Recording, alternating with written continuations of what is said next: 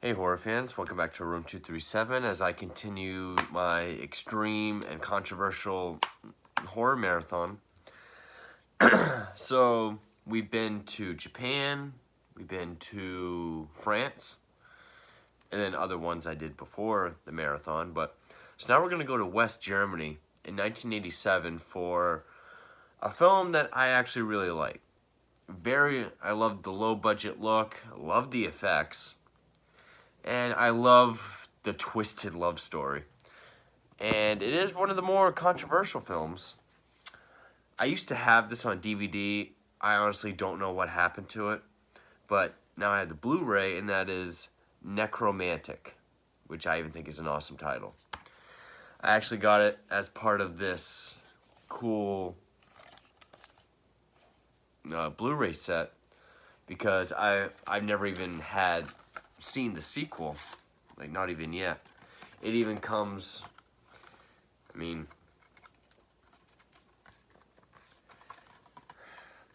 know why I always bother with this. It comes with the slip covers, but it barely fits in this. So, slip covers. Got the actual Blu-rays. Then the overall with really nice artwork. But this is a movie I saw a few years ago. I think for a while, Nekromantik was actually really hard to get a hold of. And this was released through Cult Epics. I don't remember who did the 2-disc special edition I had that came with the soundtrack. I want to say Blue Underground, but I don't think that's right. But this comes with the making of Nekromantik, Q&A with director Jorg Butgereit. I'm gonna say that's how it goes.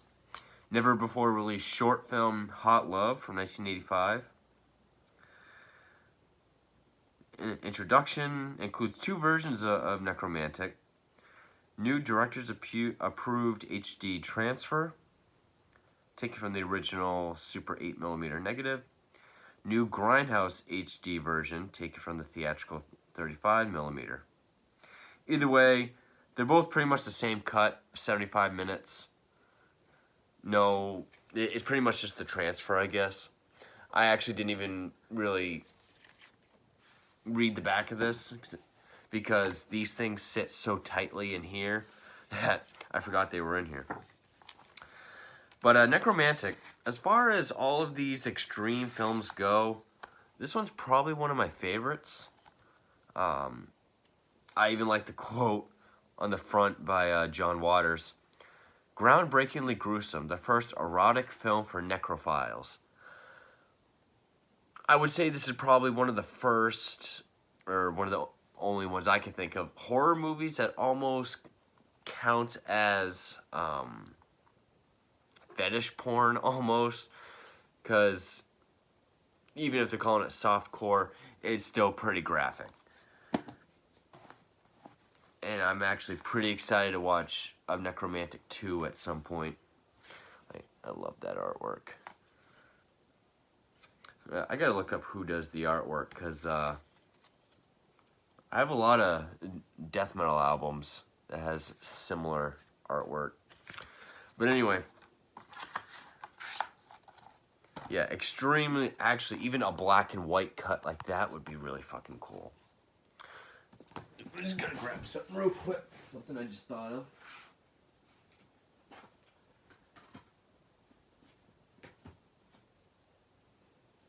Okay. Just for a little question at the end of the video. Okay. So yeah.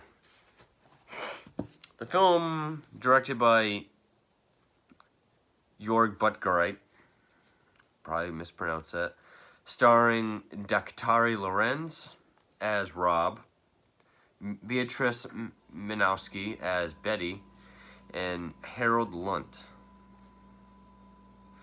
Who was Harold Lunt? He must have been the boss. But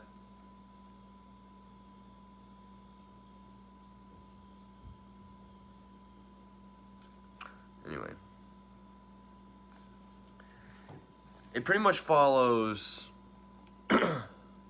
this guy Rob, who works for like a street cleaning business, you know, roadkill, accidents, whatever. But he has a bit of a fetish for an interest in everything morbid. You know, whenever there's an accident, like there's an accident in the beginning of the film, where he takes home, you know, after the cleanup, he takes home body parts, puts them in all these jars. Like, he puts in a heart and some other thing. And he's just got a whole shelf, a whole wall of these collected body parts. And his girlfriend is just as, maybe even more twisted than he is. And one day, they find this rotted fucking corpse, and he brings it home to her, and they have a very lengthy three-way with it. I also like how they have the picture of Charlie Manson's Time magazine photo. And that's basically what this film is. It's just these two sickos having a love affair with a rotting corpse. Like, it's not even a fresh body that gets gross over time. Like, it's already rotted and fucked up by the time it gets there. And you would think a movie that's like only 75 minutes and just has a bunch of scenes like that, what is there really to analyze? But some people have analyzed the fuck out of this. Like how the wall of jars with organs and body parts is like a mad scientist's laboratory, you know, from other horror films. Or how he gets fired. He did get fired for, like, they found out he was taking shit, I think.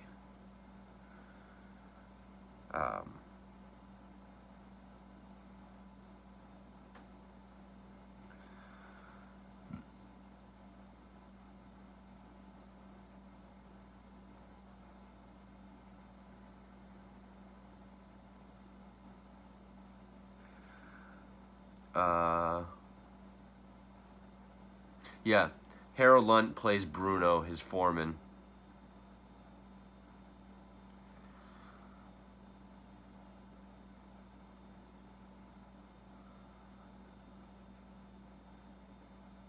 Oh, yeah, because he's always late, and he's got like one of his suits that he wears for work is in his locker, and it's starting to rot and smell because he never washes it.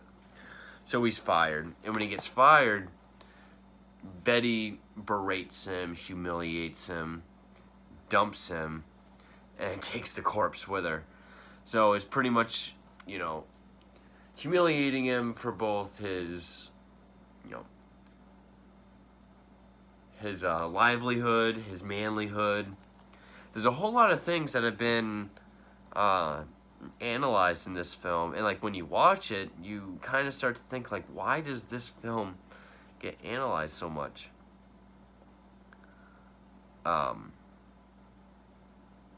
Some people have even said that the company he works for is like fascist because it's like a star, skull and crossbones in the middle, JSA, which I don't remember what it stands for.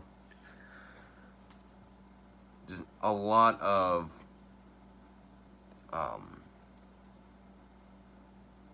there's even some Freudian stuff thrown in there about like how the exterior of his apartment is depicted from street view, and then like I guess making it look normal, but like on the inside it's like this demented body part filled apartment, saying they called it argues this is an evocation of the uncanny in Freudian terms. And even how he has like a miniature version of the glass man, you know, like the transparent guy. But anyway, So, well, you're probably wondering, how do they have sex with a rotting corpse? She puts what looks like the cut-off bedpost right in the pelvic area, puts a condom over it, which the first time I saw it, I was just like, is she really putting a condom on that? Is she worried about getting pregnant? No, I bet she's worried about splinters. And I mean, it's quite graphic, I have to say. I'm kind of just like, wow, this movie's going for it. In fact, this even comes with a couple of postcards inside from that scene. I don't know if I can show it on here. Probably not. But then, of course, after she leaves him, I mean, there's even parts where she's like laying in bed, cuddling it, reading a love story to it. Like, she literally falls in love with this fucking corpse. And after she leaves him, you know, Rob pretty much descends into deep darkness. He tries to commit suicide with whiskey and pills, and that doesn't work. He goes to get himself a cat. There's a long scene where he just lays in the bathtub under the water. We see him completely naked. He eventually just grabs the cat by the tail and just fucking smashes it all over the apartment. The score is done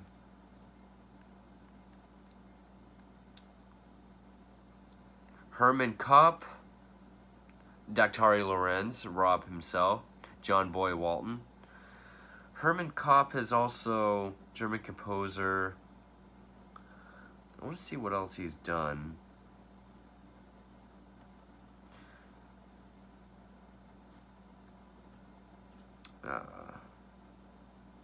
It just shows his albums, not really.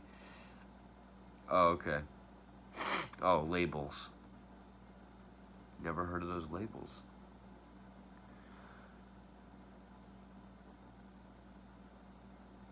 A sound that can be vaguely classified as electronic minimalism. And he's done Necromantic, Necromantic 2, Der Todesking, which is from the same director.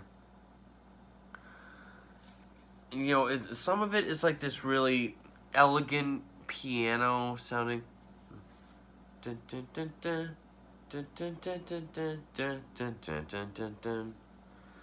others sounds kind of 80s synth, but you know, a bit more subtle.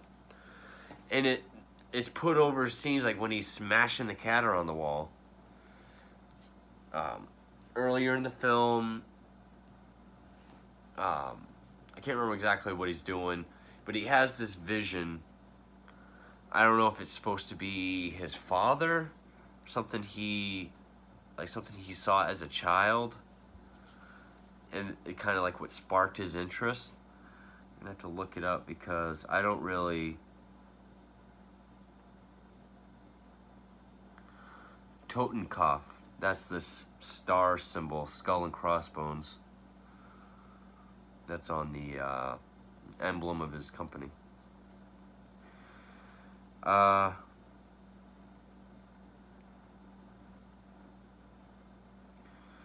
Watch is televised.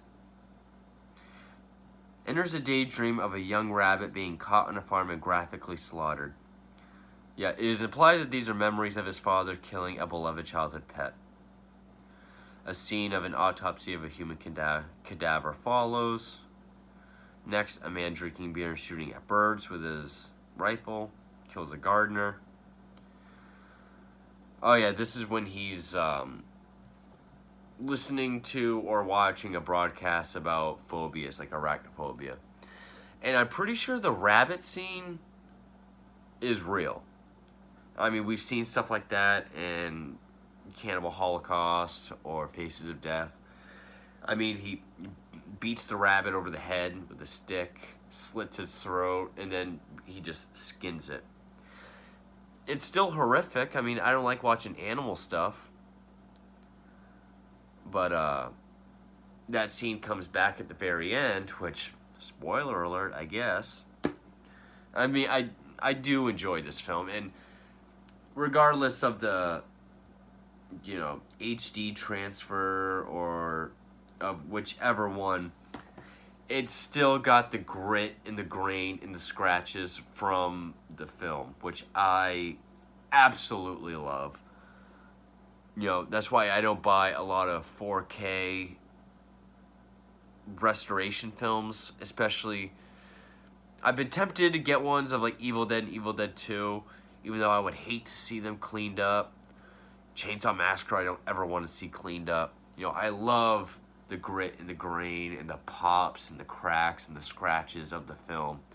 It gives it so much character and charm. I love it. I love the look of it. But at the very end, when he finally commits suicide, he stabs himself in the stomach while laying in bed. But his erection is out of his pants, obviously prosthetic, and he just starts ejaculating everywhere. And the ejaculation turns into blood, and, you know, it's that same piano music, and of course he's, like, writhing as he's orgasming and dying. We get the rabbit scene again, but in reverse, so it's almost like full circle, I guess. I mean, probably a shorter review, but for a movie that's been broken down and analyzed so much, I mean, also that title is great, Necromantic, you know, spelt with the K's. I always enjoyed this film. Yeah, it's sick, it's twisted. Almost, you know, a good chunk of the film is this three-way between a couple and this rotting, you know, corpse that's already in putrefaction. So, it has gone on to become a cult classic.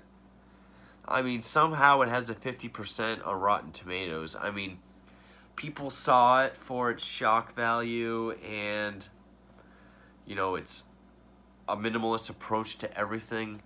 I mean, hell, even the credits are written in, like, pen.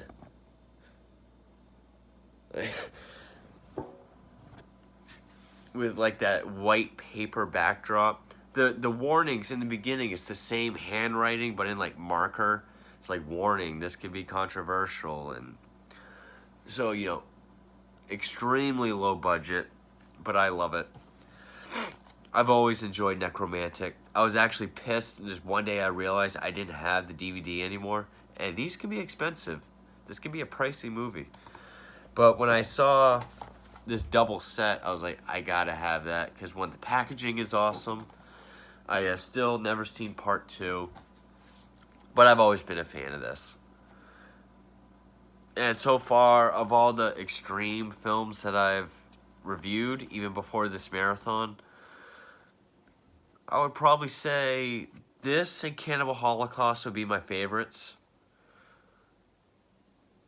Cannibal Holocaust used to be really up there in my favorite films of all time. Not sure which one I enjoy more, actually. You know, because, you know, I really appreciate just going for it. This movie was made to be taboo breaking. And, you know, sometimes it's just, it almost gets to the point of just being humorous. And plus, I know there are people out there that have done this. I've read about people that, you know, Ted Bundy used to return to the crime scenes to spend time with his corpses. But yeah, I've always been a fan of Nekromantik. I'm excited to check out part 2. I'm going to try to get to that tonight. That's even a great tagline. The Return of the Living Dead. Return of the Living Dead is one of my favorite films of all time, too. And what I went to do when I went off camera was a lot of horror fan pages that I'm on Facebook seem to believe that horror is subjective. Like, just because, like, even if you find a movie scary, regardless of what it is, like, say, even if you find some of the characters in Harry Potter scary, it's now a horror movie. I disagree with that. Reason being, is because, and maybe I'll incorporate this in my extreme reviews, because it is one of the most disturbing films I've ever seen. But, you know, I always say, you know, with someone who struggles with addiction, like myself, this is one of the most terrifying and disturbing films I've ever seen. It really gets to me, especially the last 15 minutes. I think it's a great film, but I would not call this a horror film.